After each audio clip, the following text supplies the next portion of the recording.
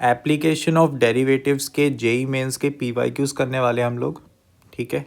तो आज हमने 2022, ठीक है, 2021, 2020 के कुछ क्वेश्चंस करेंगे अच्छे वाले, ठीक है। 2023 का मुझे कुछ खास सा क्वेश्चन लगा नहीं कोई भी, ठीक है, तो उसका कोई क्वेश्चन नहीं आज। एंड 2024 एंड 2025 इन दोनों ईयर्स के तो आप खुद कर रहे हो पीवाईक्यूज़, ठीक है। तो इनके कोई भी क्वेश्चन नहीं उठाया मैंने, इसका कुछ अच्छा मिला नहीं। बाकियों के हमने कुछ अच्छे क्वेश्चंस हैं, ठीक है, जो कि आपको एक पीक लेवल डिफ़िकल्टी दिखा दे कि इससे मुश्किल नहीं आएगा, ठीक है, इससे मुश्किल जेईई मेंस नहीं आना चाहिए। तो ये कुछ पीवाईक्यूज़ हैं। तो यहाँ पे आप देख सकते हो ये सबसे पहला पीवाईक्यू है, इसको पॉज करके ट्राई करो, ठीक है, फिर मैं इसका सोल्यूशन बताता हूँ। ये जुलाई 2022 का है, ठीक है। तो ठीक है, अब अगर इस सवाल को अगर आप देखोगे ना तो थोड़ा सा इधर आपको संभल के चलना है, ठीक है। ऐसा मैं इसलिए कह रहा हूँ क्योंकि अगर तुम इस सवाल को खुद ही देख लो कि इसकी डिग्री 8 तक जा रही है ना, मतलब ये एक काफ़ी बड़ा पॉलिनोमियल है एंड इसके number of distinct real roots को अगर हमें ढूंढना है, ठीक है, तो ये एक डिफ़िकल्टी वाली बात है, थोड़ा सा मुश्किल होगा अगर हम डायरेक्टली चले, है ना, बहुत स्ट्रेट फॉरवर्ड चले। तो हमें यहाँ पे थोड़ी सी मैनिपुलेशन करनी होगी एंड मैनिपुलेशन करने के लिए मैं तुम्हें थोड़ा सा एक आइडिया सा देता हूँ। क्या है ना कि अगर तुम इसको देखो तो इसके फैक्टर बन रहे हैं, ठीक है, मैं बना के दिखाता हूँ। तो यहाँ पे x cube minus x square minus x plus 1 है। इन दोनों में से एक्स स्क्वायर को अगर हम कॉमन करें तो एक्स माइनस 1 बचा, और इन दोनों में से मैं -1 को कॉमन करूँ, ठीक है, तो एक्स माइनस 1 बचा। तो यहाँ पे अगर मैं एक्स माइनस 1 को आप कॉमन ले लूँ तो मेरे पास क्या आ गया, एक्स माइनस 1 और एक्स स्क्वायर माइनस 1, ठीक है। तो इसमें ए स्क्वायर माइनस बी स्क्वायर अगर तुम लगाते हो तो तुम्हारे पास आ जाएगा x minus 1 and x plus 1। तो इसका मतलब तुम्हारे पास क्या फैक्टर आए, एक्स माइनस 1 के 2 फैक्टर हैं और एक्स प्लस 1 का 1 फैक्टर है, ठीक है। तो मतलब ये काफ़ी एक डुएबल चीज़ है, मतलब इसके फैक्टर बन रहे हैं। तो मैं अब क्या करना है, ये जो चीज़ है इसको भी कुछ ऐसे जैसा बनाने की कोशिश करनी है। तो यहाँ पे मेरा आइडिया क्या आया मुझे कि 3 जो है ना वो हर एक में आ जाए और कुछ ऐसे जैसा बन जाए। तो बेसिकली यहाँ पे मैं क्या कर रहा हूँ, जैसे 3x का क्यूब है ना, तो यहाँ पे भी -3x² बनाने की कोशिश करूँगा क्योंकि यहाँ पे 1x³ माइनस x² था, वो 3 कॉमन आउट हो जाएगा अल्टीमेटली, ठीक है, आइडिया ये है। तो यहाँ पे मैंने क्या करा, यहाँ पे -3x² मुझे रखना है, तो एक x² यहाँ पे -x² अलग हो गया। सिमिलरली -2x है, उसको -3x बनाना है, ठीक है। तो -3x अगर मैं इसको बनाता हूँ तो साथ में क्या आ जाएगा, प्लस का x। एंड सिमिलरली यहाँ पे मुझे लास्ट में 3 बनाना है, तो मैं यहाँ पे 3 लिख देता हूँ और 1 अलग हो गया। अब मैं अगर इस पॉलिनोमियल को तुम्हें लिख के दिखाऊँ, ठीक है, इसको हटा देता हूँ कैलकुलेशन को। तो अगर मैं इस पॉलिनोमियल को तुम्हें लिख के दिखाऊँ तो पहले तो x की पावर 5 था, उसके साथ जो ये x³ minus x² minus x plus 1 था, इसको मैंने फैक्टर आपको अभी लिख के दिखाए थे कि x प्लस 1 का 1 फैक्टर है और x माइनस 1 के 2 फैक्टर्स हैं। फिर x था, फिर यहाँ पे हमने देखा कि मैंने 3x³ minus 3x² minus 3x plus 3 minus x² plus x plus 1 ऐसे तोड़ दिया इसको, और माइनस का 1 है बाहर और ये 0 के बराबर है, ठीक है, क्लियर है। आपको दिख रहा होगा कि यहाँ से ना अगर मैं इस x को इस ग्रुप के साथ मल्टीप्लाई कर दूँ और x को दूसरे ग्रुप के साथ भी मल्टीप्लाई कर दूँ तो क्या बनेगा। तो यहाँ पे मेरे पास आ जाएगा एक्स की पावर 5 और ये फैक्टर सेम ही है जो यहाँ पे था, ये एज इट इज़ है। यहाँ पर एक्स था, एक्स के साथ अगर मैं यहाँ पे 3 कॉमन ले लूँ तो ये x cube minus x square minus x plus 1 बन गया। एंड जो बाकी वाला ग्रुप था उससे अगर मल्टीप्लाई करेंगे तो माइनस का x cube plus x square plus x minus 1 बन रहा है। ठीक है, क्लियर है। और इसमें से अगर मैं माइनस को कॉमन ले लूँ ना तो यहाँ पे नेगेटिव साइन बन जाएगा और यहाँ पे पॉजिटिव। तो आपको एक चीज़ बड़ी मज़ेदार दिख रही होगी कि ये जो चीज़ है ये सेम आ गई है ना, और यही चीज़ यहाँ पे भी थी जिसको मैंने फैक्टर लिख दिया था। तो इसका मतलब ये चीज़ और ये चीज़ बराबर आ गई है, तो इसको मैं कॉमन ले सकता हूँ। इसको कॉमन ले लो तो तुम्हारे पास आ गया x cube minus x square minus x plus 1, and जो बचा वो कुछ ऐसा है, एक्स की पावर 5 प्लस 3x माइनस 1। ठीक है, ये तुम्हारे पास आ गया। अब इसके डिस्टिंक्ट रियल रूट्स बता सकते हो कितने होंगे? बहुत ही आसान है। यहाँ पे सबसे पहले इसके तो फैक्टर ही बन रहे थे, क्या था, x plus 1 and x minus 1 का होल स्क्वायर। ठीक है, तो यहाँ पे मेरे पास 2 डिस्टिंक्ट रूट्स आ रहे हैं इसके। ठीक है, एंड अगर मैं इसको देखूँ, ठीक है, तो अगर मैं इसको 0 के बराबर करता हूँ तो मेरे पास क्या आ गया, x की power 5 plus 3x minus 1 equal to 0। And यहाँ पे अगर मैं इसका डेरिवेटिव ले लूँ, अगर ये मान लो f के बराबर है तो f डैश मेरे पास आएगा 5x की पावर 4 प्लस 3, जो कि हमेशा पॉजिटिव है। इसका मतलब f वाला फंक्शन हमेशा इंक्रीजिंग है, मोनोटोनिकली इंक्रीजिंग है हर एक x के लिए। तो इसका मतलब कि ये जो फंक्शन है x एक्सिस को सिर्फ एक बार कट करेगा, है ना, एक बार ही कट करेगा। तो इसका मतलब ये जो फंक्शन है इंक्रीज़ करते करते कुछ अल्फ़ा पे कट कर रहा होगा। अब मुझे बस ये चेक करना है कि अल्फ़ा कहीं गलती से 1 और माइनस 1 किसी के बराबर तो नहीं आ रहा, क्योंकि मुझे डिस्टिंक्ट चेक करने हैं।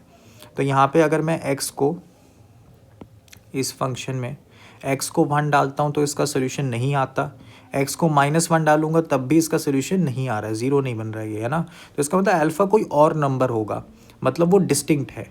तो इसका मतलब कि ओवरऑल जो हमारे पास ये पॉलिनोमियल गिवन था इसके 3 डिस्टिंक्ट सॉल्यूशंस हैं।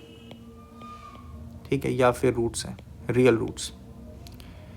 ठीक है, क्लियर है। तो इसका जो करेक्ट आंसर है वो 3 होगा। क्लियर है, ठीक है। आसान नहीं है सवाल, ये देखो ये आसान नहीं है। ये तुम अगर मुझसे पूछोगे ये क्लिक कैसे करा, it was such a hit and trial. ये हिट एंड ट्रायल था, ऐसा नहीं है कि ये देखते ही मुझे पता लग गया कि अच्छा ये करना है। ठीक है, मतलब मेरे को ये दिखा और मैंने सबसे पहले ये सोचा कि इसको फैक्टर बनाऊं, एंड यही चीज़ अगर यहाँ पे बना दूँ, क्योंकि यहाँ पे ना एक्चुअली 3 था, 4 था, 2 था, 4 था, तो ये 3 के अराउंड ही घूम रहे थे। तो मेरे को पता लग गया था कि अगर मैं 3 के जैसे बना दूँ, ऐसे जैसा 3 कॉमन आउट हो जाएगा, जैसे यहाँ पर हुआ ना, ये बना और इसमें से 3 कॉमन आउट हो गया, है ना, इसमें से 3 कॉमन आउट हो गया और फिर ये चीज़ और ये चीज़ बराबर हो गई। तो ये मेरा एम था, उसके साथ साथ ये भी बन गया यहाँ पर, वो अपने आप हुआ है। ठीक है, तो यही होता है। ये कुछ हार्ड लेवल के क्वेश्चंस हैं जिनमें डिफ़िकल्टी क्या होती है कि कुछ स्टार्ट नहीं होता, बट हम ढूंढते रहते हैं पैटर्न को एंड बनाने की कोशिश करते, तो अल्टीमेटली सॉल्व होता है। ठीक है, क्लियर है। तो चलते हैं अपने नेक्स्ट क्वेश्चन पे। तो ये काफ़ी एक सिंपल सा सवाल है लेकिन इसका कॉन्सेप्ट अच्छा है। ठीक है, तो ये 2022 जून अटेम्प्ट का क्वेश्चन है एंड बहुत मुश्किल क्वेश्चन नहीं है ये। अगर तुम सवाल को पढ़ के सीधा शुरू कर दोगे तो मुश्किल लगेगा, बट अगर हम देखें कि देखो पहले तो फंक्शन है, एक फंक्शन पता है, यहाँ पे भी एक फंक्शन पता है, एंड हमें फिर अल्फ़ा की रेंज पूछी है, अल्फ़ा कहाँ से कहाँ के बीच में होगा, एंड ये इनइक्वालिटी होल्ड करे। अब अगर तुम जी के अंदर डालोगे, एफ़ के अंदर डालोगे और फिर इनइक्वालिटी लगाओगे तो ये सॉल्व करना बहुत मुश्किल है ना, मुश्किल है। बट अगर तुम इन फंक्शंस को डेरिवेटिव लोगे, ठीक है, तो तुम्हें एक बड़ी ख़ास चीज़ मिलेगी। अगर मैं एफ ऑफ एक्स वाले फंक्शन का डेरिवेटिव लूँ ना, ठीक है, डेरिवेटिव लेना इसका, तो पहले लॉगरिदम का डेरिवेटिव होगा 1 divided by x square plus 1 आ गया, ठीक है, और एक्स स्क्वायर प्लस 1 तो आ गया, एंड एक्स स्क्वायर का भी फिर डेरिवेटिव होगा तो 2x आ गया। माइनस में अपने पास क्या है, e की पावर माइनस एक्स था तो प्लस आ गया माइनस एक्स प्लस 1, ठीक है, क्लियर है, ये अपने पास आ गया। अब अगर हम देखें तो यहाँ पे हमारे पास एक्स स्क्वायर ई की पावर, हाँ तो ये 1 से बड़ा है, 1 से बड़ा है मतलब ये पॉजिटिव था, ठीक है,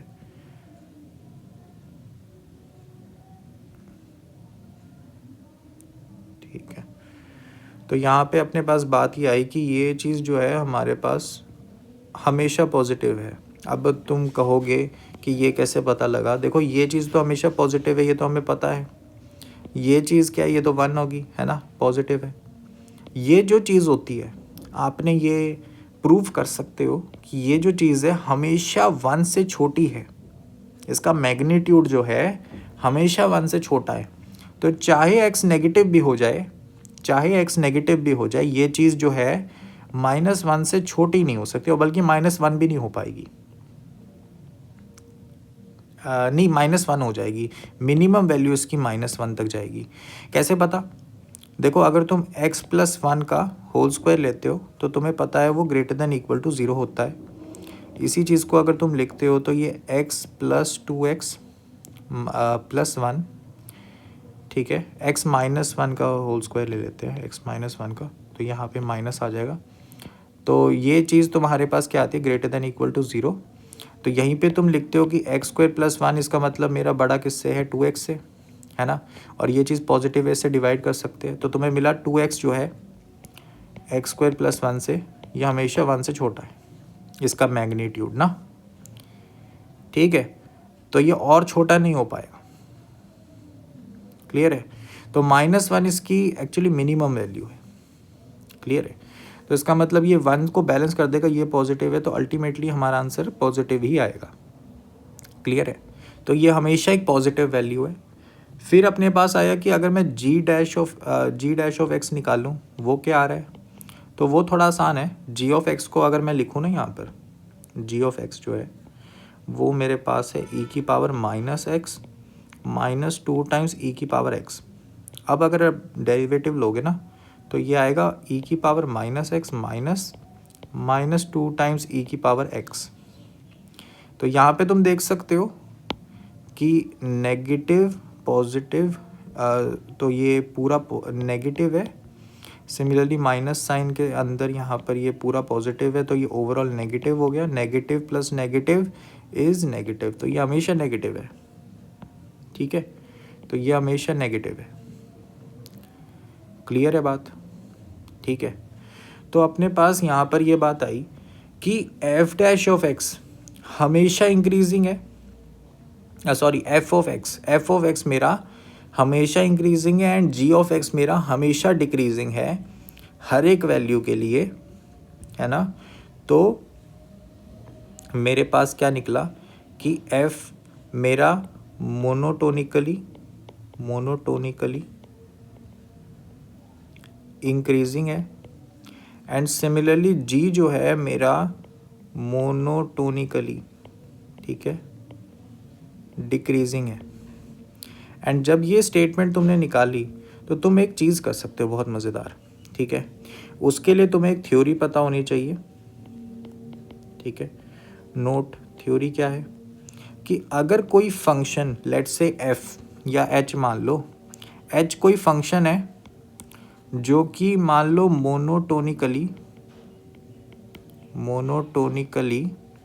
इंक्रीजिंग है, तो मैं क्या कह सकता हूँ, अगर मान लो कि x1 बड़ा है x2 से, तो it would be vice versa कि मैं H of x1 would be greater then H of x2। Similarly अगर मेरा H of x monotonically decreasing होता तो इनइक्वालिटी का साइन जो है वो रिवर्स हो जाता है। तो यहाँ पे एच ऑफ x1 एक्चुअली छोटा हो जाता है एच ऑफ x2 से। एंड ये होता इसलिए, तुम ग्राफिकली सोच सकते हो कि अगर कोई फंक्शन यहाँ पे डिक्रीज़ कर रहा है और हमारे पास x2 जो है वो छोटा है x1 से, तो यहाँ पे जो वैल्यू है x2 पे बड़ी होगी और x1 पे छोटी होगी, तो इनइक्वालिटी रिवर्स हो जाएगी। एंड सिमिलरली इंक्रीजिंग में सेम रहती है इनइक्वालिटी, क्योंकि x1 अगर छोटा है तो उसकी आउटपुट भी छोटी होगी इन कंपैरिजन टू अगर x2 बड़ा है उससे। ठीक है बात। तो इसका हम रिवर्स में यूजेज करेंगे। तो हमारे पास ये इनइक्वालिटी गिवन थी, ठीक है, तो मैं इसको कॉपी कर लेता हूँ और इसी को अप्लाई करेंगे। तो यहाँ पे मैंने इसको पेस्ट कर दिया। अब देखो रिवर्स में चलते हैं। एफ हमारा क्या था, मोनोटोनिकली इंक्रीजिंग था। इसका मतलब मैं जब इनइक्वालिटी इस फंक्शन को हटाऊंगा, ठीक है, ये काट नहीं रहा हूँ मैं कह रहा हूँ इसको हटाएंगे तो इनइक्वालिटी रिवर्स नहीं होएगी। ठीक है, तो इसका मतलब मेरे पास क्या आ गया, जी अल्फ़ा माइनस 1 का square divided by 3 would be greater than g alpha minus 5/3। ठीक है, फिर अब मैं जी को जब हटाऊंगा, ठीक है, तो इनइक्वालिटी रिवर्स हो जाएगी। क्लियर है। तो इसका मतलब ये आया कि अल्फ़ा माइनस 1 का जो होल स्क्वायर है divided by 3 should be less than alpha minus 5/3। तो इसको सॉल्व कर लो, अल्फ़ा की रेंज निकल जाएगी। ठीक है, आंसर निकल जाएगा। तो इसको सॉल्व कर लेते हैं। Alpha square minus 2 alpha plus 1 divided by 3 is less than यहाँ पे 3 अल्फ़ा माइनस 5/3। तो यहाँ पे मेरे पास जो इनइक्वालिटी बन रही है वो कुछ बन रही है ऐसी, लेस देन 0।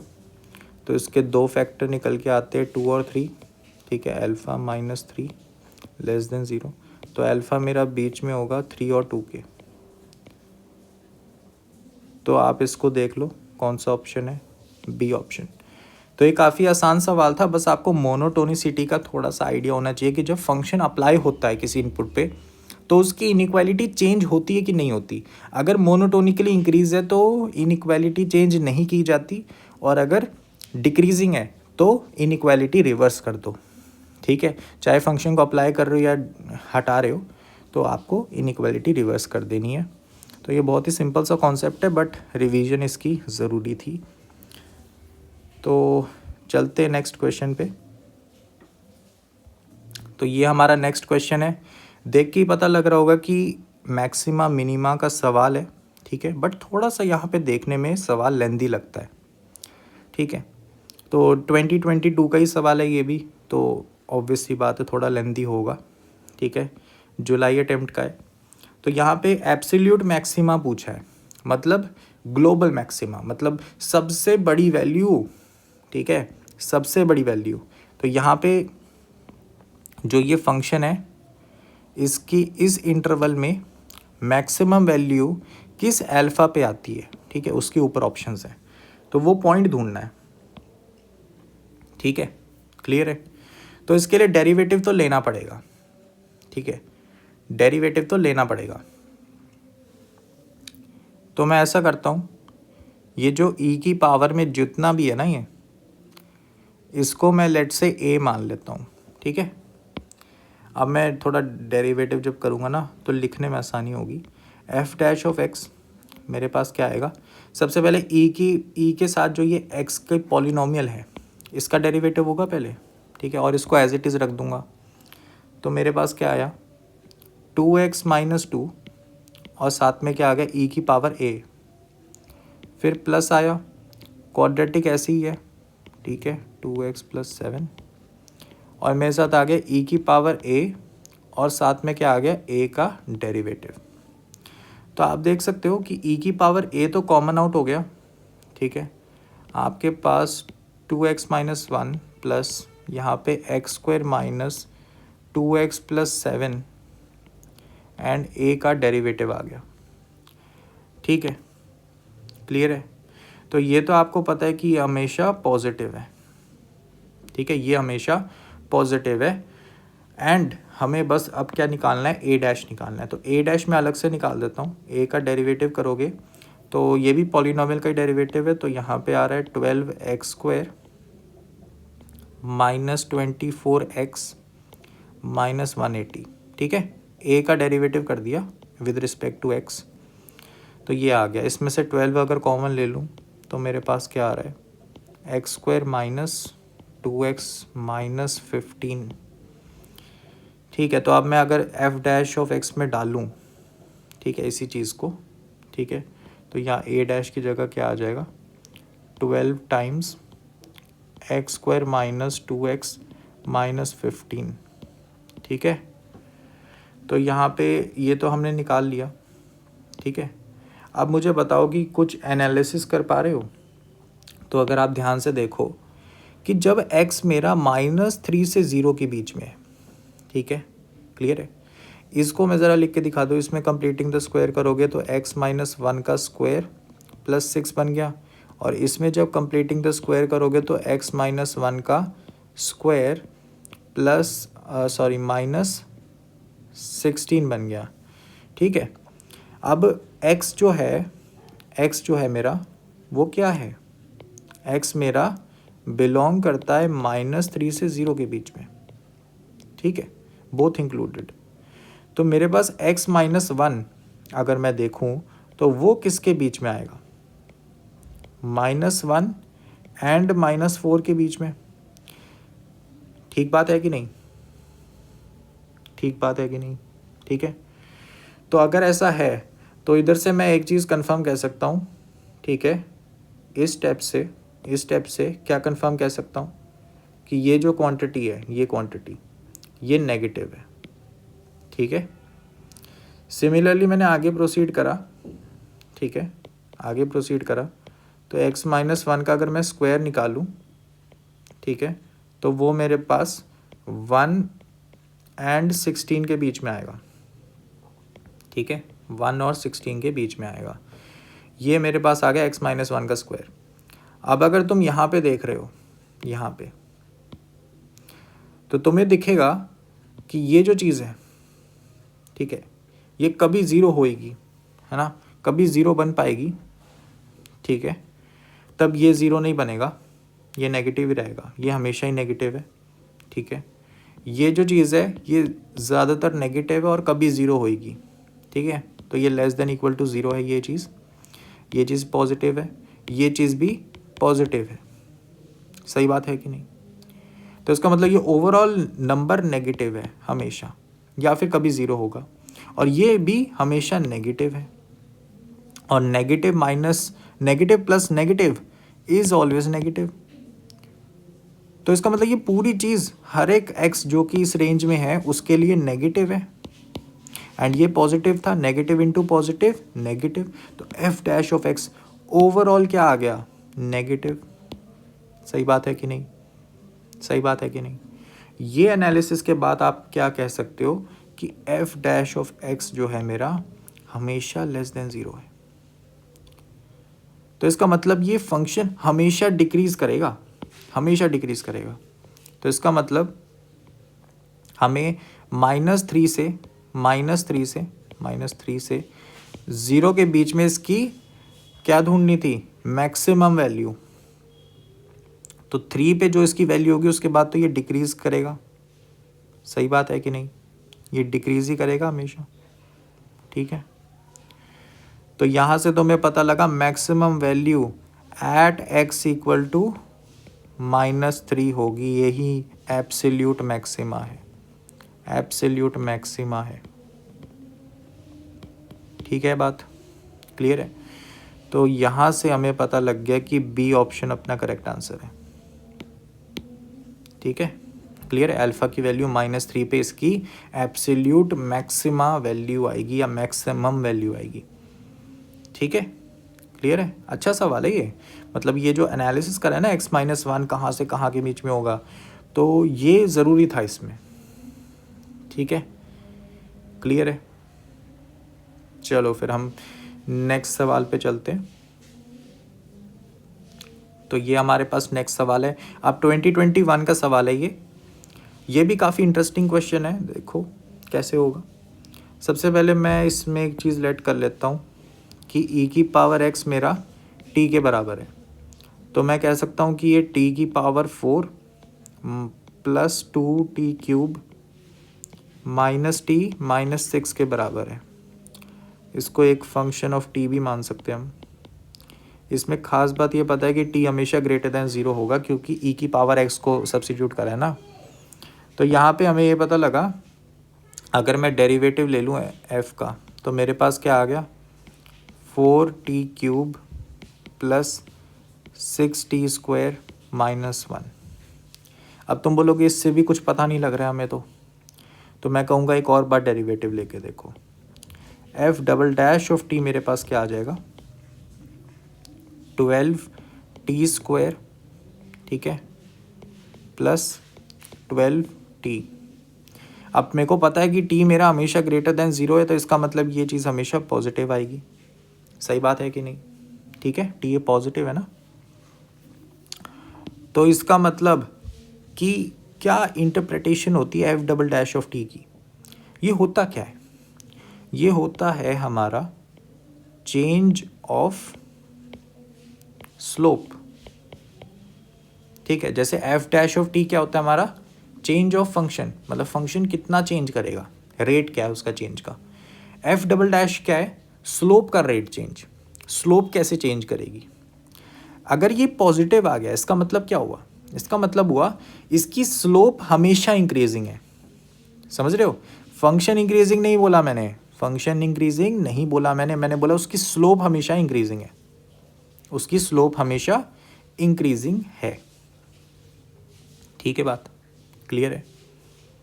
ठीक है, तो हमारे पास अगर मैं इसका फंक्शन का ग्राफ बनाना चाहूँ, ठीक है, तो मैं आपको ग्राफ बना के दिखाता हूँ। तो लेट से ये y एक्सिस है हमारी, ठीक है। अब ये y एक्सिस पे मैंने देखा कि देखो पहली बात तो यहाँ पे t है और ये मेरा फंक्शन है, तो यहाँ पे t की मेरे पास जो वैल्यूज़ हैं वो ग्रेटर देन 0 है, मतलब t ग्रेटर देन 0 से स्टार्ट हो रहा है, तो 0 इंक्लूडेड नहीं होगा, बट 0 पे वैल्यू क्या आनी चाहिए थी, है ना। तो यहाँ पे अगर तुम इस पॉलिनोमियल में t को 0 डालोगे तो आंसर आ रहा है -6। इसका मतलब -6 आना चाहिए था। ठीक है, तो यहाँ पे ये आया, ठीक है, होल बना रखा है। क्यों? क्योंकि -6 एक्चुअली में थोड़ी है, अरे 0 पुट ही नहीं कर सकता t को, क्योंकि वो e की पावर x है ना। तो यहाँ पे ये आ गया, ठीक है, होल है। उसके बाद उन्होंने क्या बोला कि अगर मैं f' ऑफ 0 पॉजिटिव भी निकालूं, ठीक है, तो यहाँ पे अगर मैं पुट करूँगा तो मेरे पास क्या आएगा -1। इसका मतलब -1 मतलब नेगेटिव स्लोप थी उसकी। तो यहाँ पे अब ध्यान से सुन लो, ये ग्राफ यहाँ पे नेगेटिव जा रहा था, नेगेटिव जा रहा है। तो मैंने क्या बोला कि f" ऑफ t हमेशा पॉजिटिव है। इसका मतलब क्या हुआ, उसकी इस पॉइंट पे स्लोप नेगेटिव थी, बट वो नेगेटिव स्लोप धीरे धीरे कम होती गई और एक वक्त पे पॉजिटिव बनी एंड हमेशा इंक्रीज करती रही। समझ आया? तो इसका मतलब इसका जो ग्राफ है वो कुछ ऐसा सा होगा। ठीक है, क्लियर है, कुछ ऐसा सा ग्राफ होगा इसका। किसी अल्फा पे इसका डेरिवेटिव 0 आएगा, ठीक है, किसी अल्फा पे, ठीक है।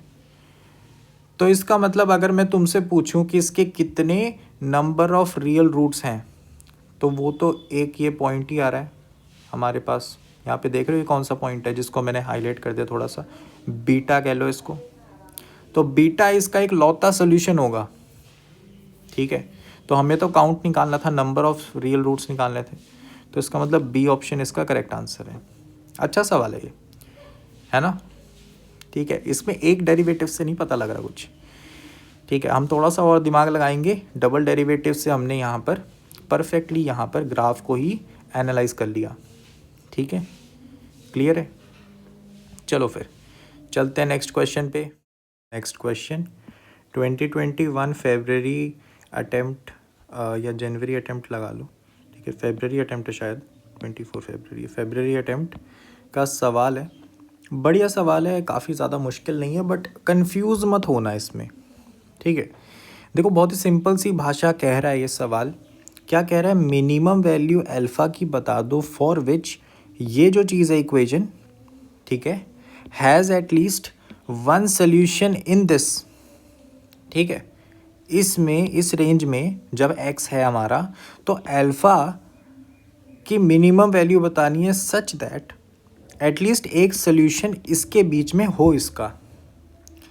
अब इसमें ख़ास बात क्या है?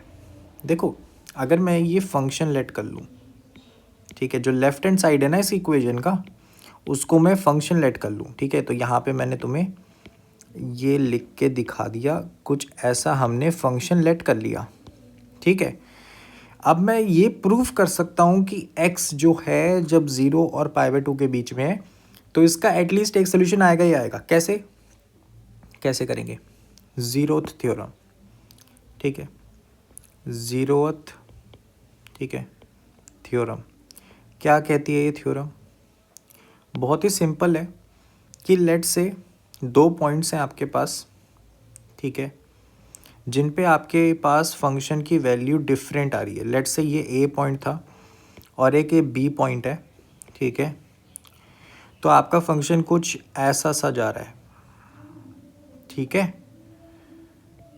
तो आपके पास ये पता लगा कि ए पे जो वैल्यू आ रही है फंक्शन की, ठीक है, ए पर जो वैल्यू आ रही है एंड बी पे जो वैल्यू आ रही है वो दोनों जो है ऑपोजिट साइन की वैल्यूज़ आ रही हैं। तो आप कह सकते हो कि ए एंड बी के बीच में, ठीक है, आपके पास एटलीस्ट एक बार तो वो कट करेगा, ये एक सोल्यूशन तो आएगा ही आएगा। ऐसा भी हो सकता था कि कोई 2-3 बार कट करके जाए, बट यहाँ पे मेन बात ये है कि एटलीस्ट एक बार तो वो कट करेगा ही करेगा।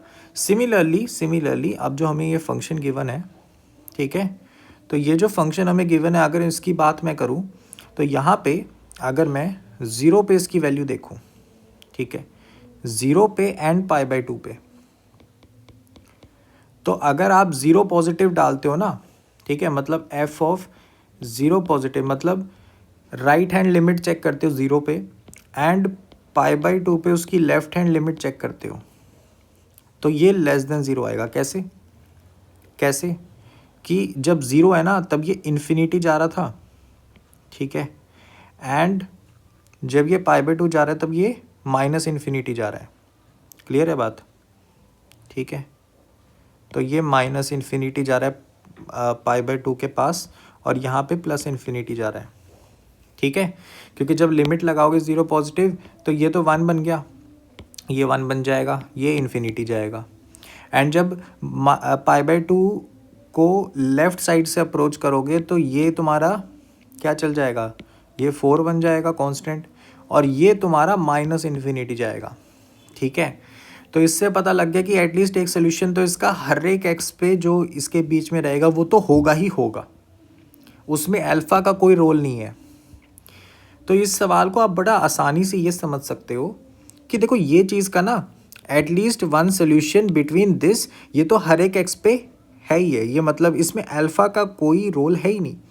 तो अल्फ़ा की अगर मुझे मिनिमम वैल्यू निकालनी है तो इसका मतलब वो कह रहा है कि इस फंक्शन की मिनिमम वैल्यू बता दो मुझे, ठीक है, क्योंकि हर एक अल्फ़ा के लिए इसका एटलीस्ट एक सोल्यूशन एग्जिस्ट करता है, ठीक है।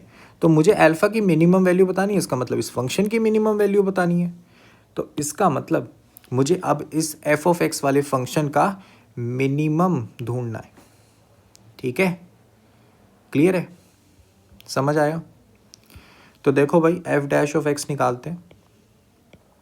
तो पहले एलसीएम ले सकते हैं ना, तो हम ऐसा करते हैं कि पहले तो साइन एक्स को टी मान लेता हूँ, जो टी है मेरा वो मेरा 0 और 1 के बीच में हो जाएगा, क्योंकि टी मेरा एक्स मेरा 0 से π/2 के बीच में है, तो ये हो जाएगा। एंड एफ ऑफ एक्स मेरे पास क्या आ गया फिर, एफ ऑफ टी क्या बन जाएगा, 4/t plus 1 divided by 1 minus T. LCM लेंगे ठीक है। तो 4 माइनस 4t प्लस टी, और नीचे क्या आ गया, t टाइम्स 1 माइनस टी। तो आपके पास जो फंक्शन आ रहा है वो आ रहा है 4 minus 3t divided by t minus T square. ठीक है। अब इसमें हम क्या करेंगे, डेरिवेटिव ले लो। तो एफ डैश ऑफ टी मेरे पास क्या आ जाएगा, डिनोमिनेटर तो स्क्वायर हो जाएगा। ठीक है। तो मेरे पास टी माइनस टी स्क्वायर का स्क्वायर हो गया नीचे, और ऊपर क्या आ गया, ऊपर मेरे पास पहले तो -3, नीचे वाला एज इट इज़ आएगा। ठीक है। एंड फिर ऊपर वाला जो है मेरे पास एज इट इज़ पड़ेगा, एंड नीचे वाले का डेरिवेटिव हो जाएगा, तो 1 माइनस 2t। ठीक है।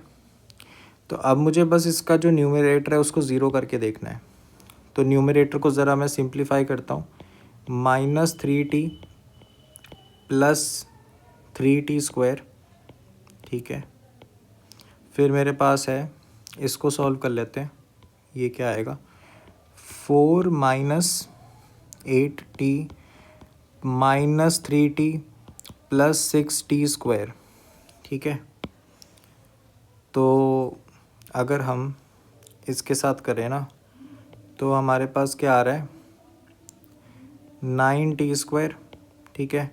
और क्या आ रहा है साथ में, अगर इसको देखें, -3t -6 -14t एंड प्लस का माइनस का 4, यहाँ पे माइनस हो जाएगा ना साइन इसका, तो ये 8 आएगा, और इधर भी माइनस होगा तो ये -3 आएगा।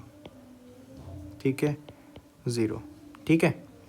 तो अब अगर मैं माइनस साइन को इसमें एडजस्ट कर दूं, तो मेरे पास यहाँ पर क्या बन रहा है, 6 और t का बन रहा है ना, तो ये 6t प्लस 2t में मिडल टर्म स्प्लिट कर दी मैंने। तो मेरे पास एक रूट आ रहा है 3t प्लस 2, और एक आ रहा है t प्लस 2। ठीक है। -4 है यहाँ पर, तो t माइनस 2 आएगा, -6। 8 माइनस में कि प्लस में, प्लस में है, 8 प्लस में था तो अब माइनस हो जाएगा। ठीक है। ये बन रहा है -2t। नहीं, ये रुक जाओ, कैलकुलेशन एरर हो रहा है। ठीक है, कैलकुलेशन एरर हुआ यहाँ पे। पहले तो ये क्या बन रहा है, ये मेरे पास बन रहा है -3t प्लस 3t स्क्वायर। ठीक है। ये सारे नेगेटिव हो जाएंगे, तो ये कुछ ऐसा बन रहा है। ठीक है। अब ये ऐड हो जाएंगे सीधा, तो -3t स्क्वायर। ठीक है। और प्लस का 8t माइनस का 4 इक्वल टू 0। तो ये मेरे पास आ रहा है 3t square minus 8t plus 4 equal to 0। तो -6 एंड -2t। ठीक है, क्लियर है। ठीक है। तो यहाँ पे मेरे पास बन रहा है factor 3t minus 2 and t minus 2 का। तो इसका मतलब अब अगर मैं वेवी कर्व मेथड लगाऊं, ठीक है, तो अगर मैं इसका स्लोप देखूं, तो एक तो 2/3 है, एक 2 है, तो पॉजिटिव नेगेटिव पॉजिटिव। जो मेरी रेंज थी टी की वो 0 से 1 के बीच में थी। ठीक है। इसका मतलब एक ही पॉइंट है, और इसमें भी पहले स्लोप पहले इंक्रीजिंग थी, फिर डिक्रीजिंग हो गई। ठीक है, क्लियर है। इसमें स्लोप पहले इंक्रीजिंग थी, फिर डिक्रीजिंग हो गई ना, ऐसा ही हुआ है। नहीं, -3t स्क्वायर है ना एफ डैश, तो नेगेटिव से होगा wavy curve, negative positive negative. तो इसका मतलब पहले स्लोप डिक्रीजिंग थी, फिर इंक्रीजिंग हुई है। ठीक है, क्योंकि एक्चुअली मैंने यहाँ पे माइनस साइन एडजस्ट करा ना स्टेप पे, पहले नेगेटिव साइन था लीडिंग कोफिशिएंट का। तो यहाँ पे अपने पास मिनिमम वैल्यू किस पे आ रही है, 2/3 पे, जब t हमारा 2/3 हो रहा है। तो यही हमारा डाल देते हैं फंक्शन में। तो ये हमारा फंक्शन था, ठीक है। इस फंक्शन में हम 2/3 डालेंगे तो क्या आ जाएगा, 4 - 3 टाइम्स 2/3 डिवाइडेड बाय 2/3 - 2/3 का होल स्क्वायर, ठीक है। तो इसको हम सॉल्व कर लेते हैं। 3 को हमने कैंसिल आउट करा, ऊपर हमारे पास 2 बन रहा है और नीचे मेरे पास 2/3 - 4/9। तो यहाँ पे 3 से मल्टीप्लाई डिवाइड करेंगे, ठीक है। तो मेरे पास 2/3 2/9 बन रहा है, ठीक है। और ये नीचे वाला 2 ऊपर वाला 2 कटेगा तो 9 आ रहा है, ठीक है। तो इसका मतलब f की वैल्यू एट 2/3 हमारे पास 9 आ रही है और यही हमारे पास अल्फ़ा निकल के आएगा, ठीक है। अल्फ़ा की मिनिमम वैल्यू, ठीक है। अल्फ़ा की मिनिमम वैल्यू यही निकल के आएगी क्योंकि ये फंक्शन की मिनिमम वैल्यू है। तो हमारा जो आंसर है वो 9 होगा, ठीक है। बात क्लियर है। This is a good question, मतलब ये कन्फ्यूजन क्रिएट कर सकता है अल्फ़ा को लेकर, क्योंकि इसमें दो चीज़ें ध्यान रखने को पहले लगता है सवाल को देख के कि मिनिमम वैल्यू अल्फ़ा की भी देखनी है ताकि इसका एक एटलीस्ट एक सोल्यूशन एग्जिस्ट करे। बट अगर तुम ये ज़ीरोथ थ्योरम से सोचते हो, ठीक है, तो तुम्हें पहले ही पता लग जाता है कि भाई एक बार तो कट करेगा ये, क्योंकि ये इन्फिनिटी से -इन्फिनिटी तक एक ट्रांजिशन कर रहा है 0 से π/2 के बीच में। तो इसका मतलब इसका एटलीस्ट एक सोल्यूशन तो होगा ही होगा, उसमें अल्फ़ा का कोई रोल नहीं है। तो अल्फ़ा अलग से देखेंगे, ठीक है। तो है सिंपल सवाल लेकिन थोड़ा सा ऑब्जर्व करके संभल के चलने वाला है, ठीक है। तो ये रहा हमारा नेक्स्ट सवाल। ये सवाल भी काफ़ी इजी है और सिंपल है। तो जैसा कि तुम देख सकते हो ये 2020 का सवाल है, ठीक है। तो 2020 का ये जो सवाल है इसमें क्या है, फंक्शन गिवन है एक और इसकी प्रिंसिपल डोमेन है, ठीक है। Principal domain of this sine वाला फंक्शन, ठीक है। तो हमें क्या बोला है, हमें बोला है then which of the following is true, ठीक है। कौन सी चीज़ ट्रू है, ठीक है। क्लियर है। तो मैं ऐसा करता हूँ क्योंकि मॉड्यूलस है ना एक्स का, तो आप क्या कर सकते हो ना कि आप पीस वाइज डेफिनेशन बना दो इसकी, ठीक है, कि x जब पॉजिटिव हो, x जब ज़ीरो हो और x जब नेगेटिव हो। क्लियर है, ठीक है। तो चलो शुरू करते हैं। सबसे पहले इस फंक्शन की पीस वाइज डेफिनेशन हमें लिखनी पड़ेगी। तो यहाँ पे अपने पास क्या आया कि सबसे पहले x है, फिर कॉस इन्वर्स ऑफ, यहाँ पे माइनस ऑफ साइन ऑफ, यहाँ पे -x आ जाएगा जब मैं x को नेगेटिव रखूँगा ना, ठीक है। x is between -π/2 to 0। x जब मेरा 0 होगा तो ये वैल्यू तो 0 ही आ जाएगी, एंड जब x मेरा फर्स्ट क्वाड्रेंट में होगा तो यहाँ पर x times cos inverse of minus sine x आ जाएगा। और यहाँ पे अगर मैं माइनस साइन को एडजस्ट करूँ तो यहाँ पे डायरेक्टली साइन x आ रहा है, ठीक है। अब इन्होंने क्या बोला है, इन्होंने कुछ ऑप्शंस हैं, उनमें से कौन सा ट्रू है हमें बताना है। एक ही ऑप्शन ट्रू होगा क्योंकि जेई मेंस है। तो यहाँ पे सबसे पहले जो मेरे को सबसे बढ़िया पॉइंट लग रहा है कि आप सीधा डेरिवेटिव करना मत शुरू हो जाना, क्योंकि एक सवाल इसमें यह भी है कि डिफरेंशिएबल है कि नहीं है, ठीक है। एट x इक्वल टू 0 पे बात हो रही है। तो ये it is a very easy step, differentiability check करनी है, ठीक है। तो डिफरेंशिएबिलिटी एक बार चेक कर लो, क्योंकि हो सकता है ये सवाल यही आंसर हो, है ना। डिफरेंशिएट ज़्यादा करने की हमें नीड ना पड़े इस फंक्शन को, है ना। हम डिफरेंशिएबिलिटी चेक कर लें एक पॉइंट पे। तो हम डिफरेंशिएबिलिटी चेक कर लेते सबसे पहले। तो हमने चेक करनी है at x equal to 0 differentiability, ठीक है। तो इसको कैसे करेंगे, हम लेफ़्ट हैंड डेरिवेटिव और राइट हैंड डेरिवेटिव करेंगे, है ना। तो जो लेफ़्ट हैंड डेरिवेटिव है, ठीक है, तो हमारे पास क्या आएगा, लिमिट हमारे पास x टेंड्स टू 0 नेगेटिव होगी। अगर 0 नेगेटिव है तो इसमें हम फंक्शन की ये वाली डेफिनेशन उठाएंगे, तो इसको रख दो। तो यहाँ पे हमने x cos inverse of sine x रख दिया। फिर वो जा कहाँ रहा था, 0 पे जा रहा था, तो 0 पे वैल्यू 0 है, डिवाइडेड बाय यहाँ पे x माइनस 0 आएगा तो x ही रह गया। तो यहाँ पे आपको x x कटते हुए दिख रहे होंगे, तो यहाँ पे आपके पास बेसिकली क्या रह गया, limit x tends to 0 negative cos inverse of sine x। तो x की वैल्यू 0 डालोगे तो 0 आ गया, है ना, साइन x 0 आ जाएगा। और फिर कॉस इन्वर्स ऑफ 0 क्या आ जाएगा, कॉस इन्वर्स ऑफ 0 मतलब कॉस कहाँ पे 0 आउटपुट देता है, π/2 पे, है ना, तो इसकी π/2 आएगी वैल्यू।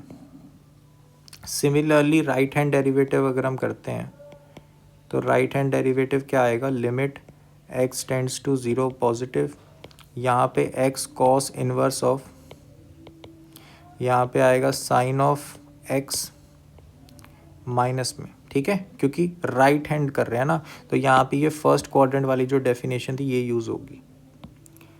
तो ये आ गया हमारे पास, ठीक है, यहाँ पे साइन x आएगा अंदर, और यहाँ पे माइनस में 0 क्योंकि एग्जैक्ट वैल्यू तो 0 है ना उस पर, and divided by x minus 0 आना था तो x लिख दिया। तो यहाँ पे भी x x कट जाएंगे तो हमारे पास क्या बच गया, limit x tends to 0 positive cos inverse of sine of x, ठीक है। तो यहाँ पे हम देख सकते हैं x जब 0 जाएगा साइन x 0 हो गया, कॉस इन्वर्स ऑफ 0 हमारे पास क्या आएगा, π/2 ही आ जाएगा। तो इसका मतलब ये फंक्शन, क्योंकि ये वैल्यू और ये वैल्यू बराबर है, इसका मतलब ये डिफरेंशिएबल है, ठीक है। इसका मतलब सी ऑप्शन गलत हो गया, गलत हो गया, ठीक है, गलत हो गया।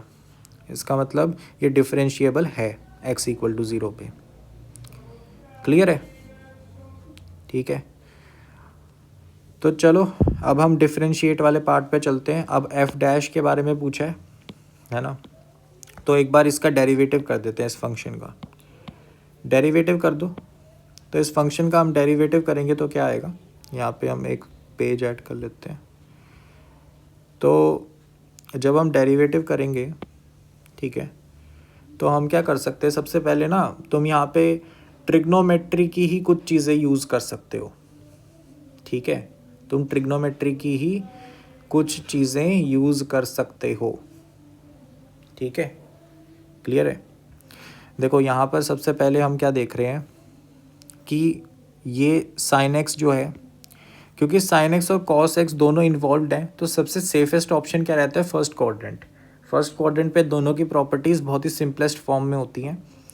तो यहाँ पे दिख रहा है ये minus of some positive thing है ना, तो यहाँ पे इसको कैसे डील करते हैं, हम इसको लिख देते हैं pi minus cos inverse of sine of x, ठीक है। फिर हमारे पास बात आ जाती है कि भाई जो साइन है ना, साइन को कैसे लिख सकता हूँ मैं, कि कॉस ऑफ π/2 माइनस एक्स, है ना, तो इसमें से कॉस कॉस हट जाएंगे, ठीक है, क्योंकि प्रिंसिपल डोमेन दोनों की यहाँ पे फर्स्ट क्वाड्रेंट ही है, तो कुछ इतनी दिक्कत होगी नहीं। तो पाई माइनस, यहाँ पे पाई हमारे पास माइनस π/2 माइनस एक्स आ जाएगा।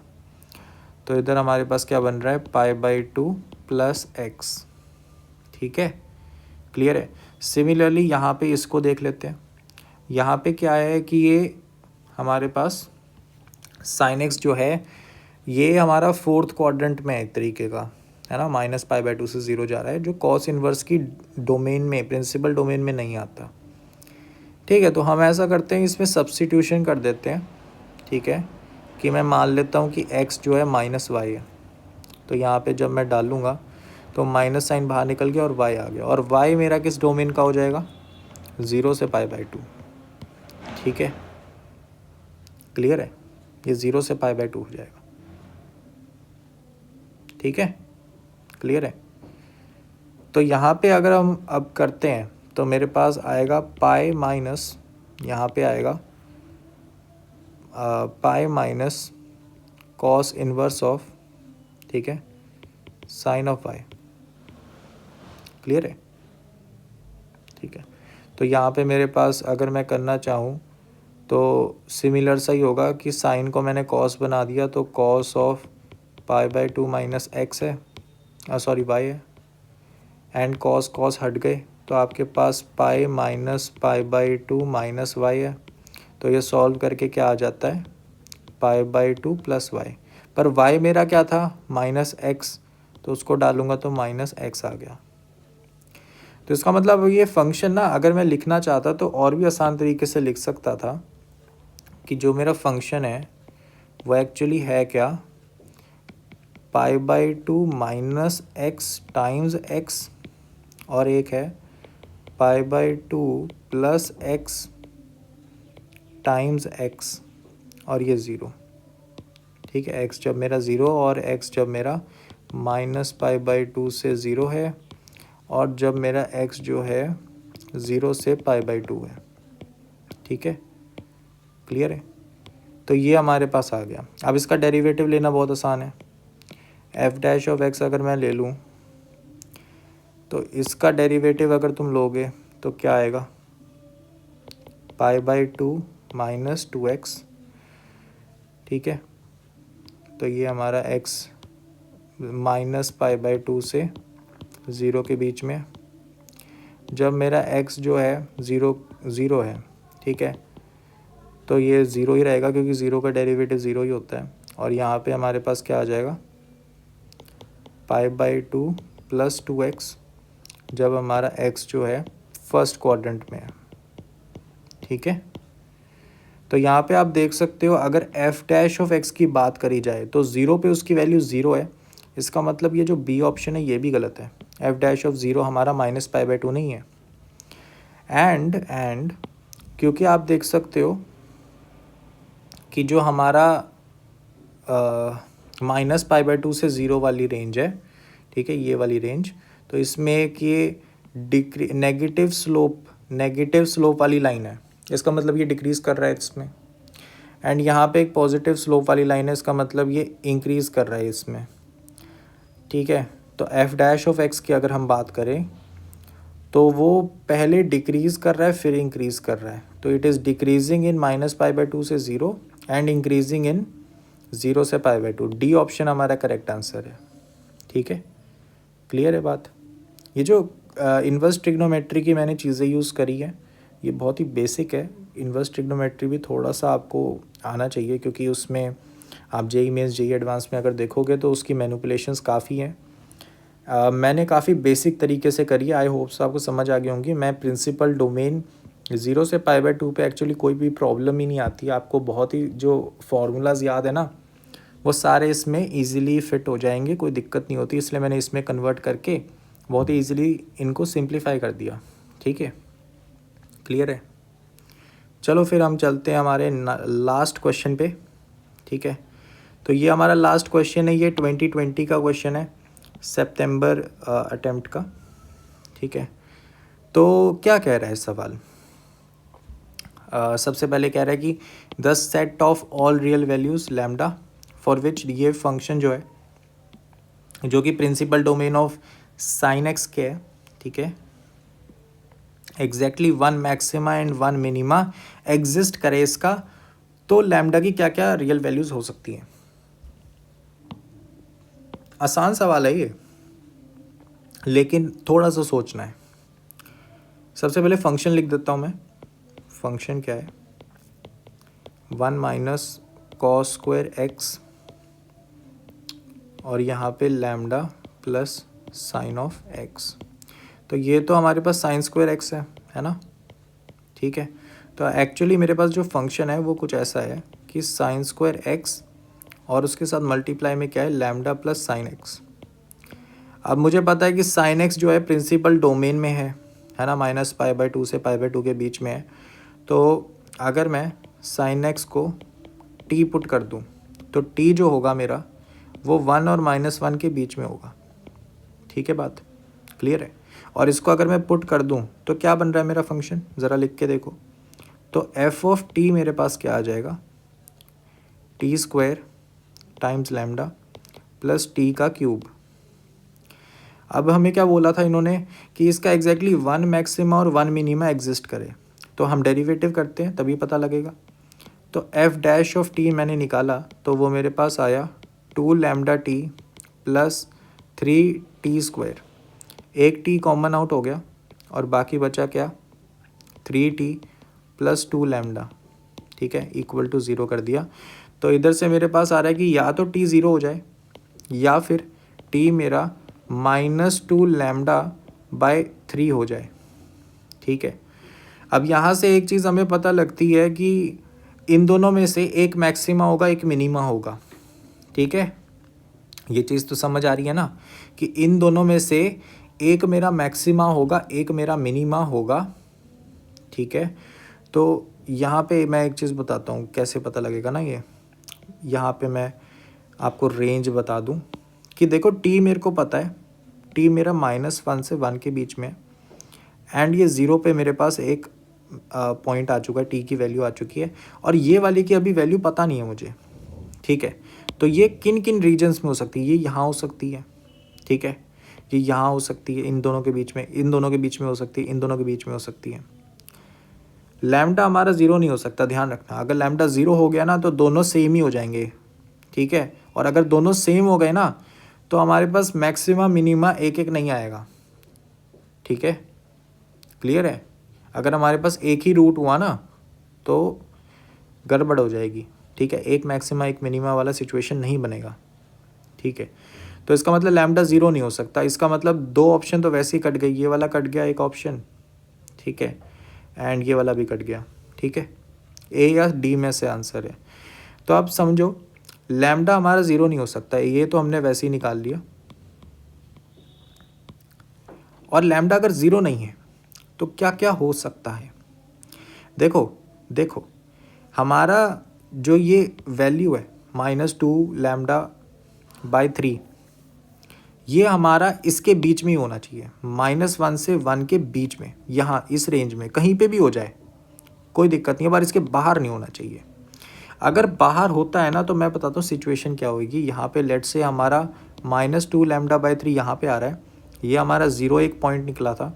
तो अगर हम वेवी कर्व लगाएंगे तो यहाँ पॉजिटिव, यहाँ पूरा नेगेटिव, इस रेंज के बीच में नेगेटिव, ठीक है, नेगेटिव बनेगा, नेगेटिव, एंड फिर पूरे के लिए पॉजिटिव। तो अगर हम -1 से 1 के बीच में देखेंगे तो सिर्फ एक ही हमारे पास क्या आया, मैक्सिमा आया, मिनिमा आया ही नहीं। तो इसका मतलब ये जो चीज़ है ना, ये हमारी -1 से 1 के बीच में होनी चाहिए, तभी हमारे पास दो चेंजेस आएंगे साइन के, और उससे एक मैक्सिमा हो जाएगा, एक मिनिमा हो जाएगा। तो इधर से एक कंडीशन बहुत ही आराम से निकल गई। इस पूरी सिचुएशन को समझ के हमने क्या कहा कि -2 लैम्डा बाय 3 जो है ना मेरा, वो 1 और -1 के बीच में होना चाहिए। तो यहाँ से अगर हम इसको सॉल्व करें तो ये क्या आ रहा है, ये 3/2 एंड -3/2 के बीच में होना चाहिए। तो हमारे पास डी ऑप्शन इसका करेक्ट आंसर है। बहुत ही अच्छा सवाल है ये, ठीक है। थोड़ा सा मतलब इसमें यही सोचना है कि कहाँ पे हो सकता है वो, ठीक है, एंड तब आंसर निकल जाएगा। तो यही थे हमारे कुछ अच्छे क्वेश्चंस, एंड अगला जो हमारा वीडियो होगा वो कॉम्प्लेक्स नंबर्स पे होगा, ठीक है। क्वेश्चन सिलेक्ट कर रखे हैं तो कॉम्प्लेक्स नंबर के क्वेश्चंस करेंगे, बढ़िया वाले, ठीक है, 2024 से पहले वाले कुछ सिलेक्टेड अच्छे क्वेश्चंस। तो आई होप सो आज के सारे क्वेश्चंस क्लियर होंगे। काफ़ी सिंपल तरीके से एक्सप्लेनेशन देने की कोशिश करी है, एंड कुछ चीज़ें हो सकता है कि आपको समझ ना आई हो, ठीक है, क्योंकि सवाल भी थोड़े से टफ थे, कुछ अच्छे कॉन्सेप्ट्स भी लग रहे थे। तो अगर आपको कॉन्सेप्ट कुछ नया पता लगा तो एक बार उसको सर्च करो, ठीक है, एंड थोड़ा सा नॉलेज गेन करो, ठीक है। बाकी आई एम श्योर कि इतना टफ पेपर नहीं आता, ठीक है। मतलब आज कुछ अच्छे क्वेश्चंस भी थे ना, कुछ ज़्यादा ही ऐसे कि क्लिक ही ना हो, बट ऐसे क्वेश्चंस आपको नहीं आएंगे। 2022 का जो पेपर है it is an exception you can say, ठीक है। उस समय बहुत ज़्यादा तैयारी का समय मिला था, ठीक है, बहुत ज़्यादा तैयारी का समय मिला था, इसलिए पेपर काफ़ी टफ था, ठीक है, एंड कट ऑफ भी नीचे गई थी obviously. So you can make sure कि आपका जेईई मेंस इससे तो काफ़ी आसान आएगा, ठीक है। तो आई होप सो कि आपको समझ आ गए होंगे क्वेश्चंस। मिलते हैं अगली वीडियो में।